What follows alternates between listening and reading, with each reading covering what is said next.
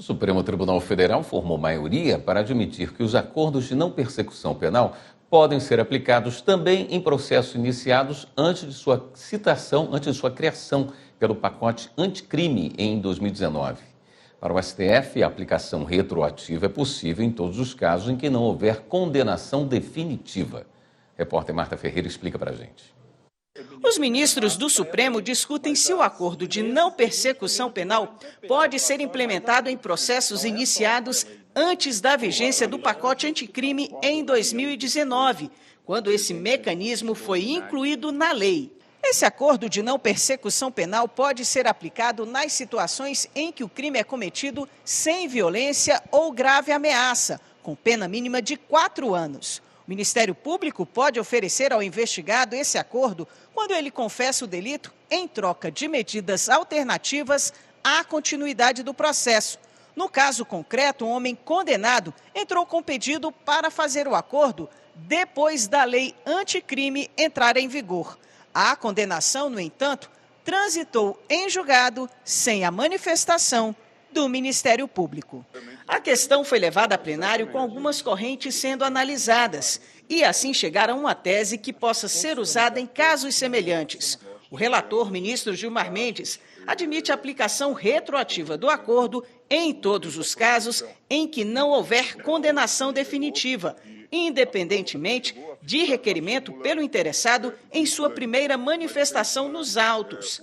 Para Gilmar Mendes, essa condição não se justifica, porque o acordo de não persecução penal é uma norma de conteúdo penal e, portanto, deve retroagir quando beneficiar o réu. Após cotejar os fundamentos dos votos até aqui proferidos, estou convencido de que a imposição dessa condição não se justifica. De fato, consistindo a previsão da ANPP em norma de direito processual com inequívoco conteúdo material, impõe-se a sua retroatividade, na forma do artigo 5º, inciso 40 da Constituição, não havendo que se cogitar de restrição originalmente aventada. Já o ministro Alexandre de Moraes e a ministra Carmen Lúcia só admitem a aplicação retroativa do acordo se não houver sentença condenatória e se o pedido tiver sido formulado na primeira oportunidade de manifestação da defesa nos autos. Na retomada do julgamento, o ministro Flávio Dino apresentou o voto. Imaginemos o que vai acontecer se nós dissermos que até o trânsito julgado. Nós teremos, doravante, uma avalanche de pedidos ou de ofertas, pedido das partes, ofertas do Ministério Público nos tribunais de apelação, no STJ, quem sabe no Supremo, a demandar o debate das condições da ANPP, com a volta à primeira instância ou não é perante a Corte de Apelação, perante o relator. E depois, como disse o ministro Alexandre acentuou ontem, isso vai resultar numa avalanche correspondente de habeas corpus. Então, eu realmente não consigo entender a funcionalidade de nós darmos esse caráter retroativo nesse aspecto. Há uma norma processual, ela é híbrida no seu conjunto, o 28A, mas nesse aspecto, quanto ao momento de oferta, ele é processual.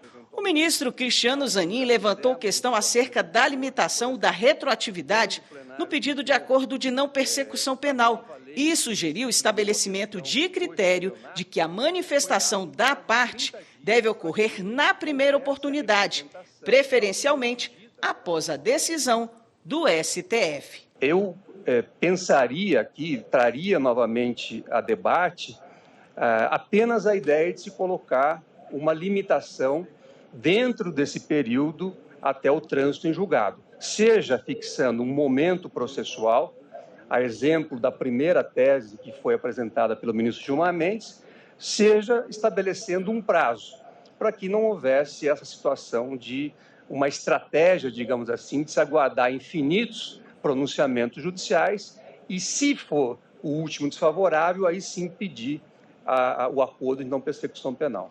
Também foi levantada a preocupação com a quantidade de processos que exigiriam manifestação do Ministério Público após a decisão do Supremo.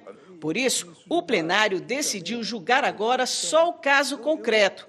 Assim, os ministros determinaram a suspensão do processo contra o réu e, em uma outra data, vão definir a tese sobre o limite para retroagir acordo de não persecução penal. O tribunal concedeu a ordem de habeas corpus para determinar a suspensão do processo e de eventual execução da pena até a manifestação motivada do órgão acusatório sobre a viabilidade de proposta do acordo de não persecução penal, conforme os requisitos previstos na legislação.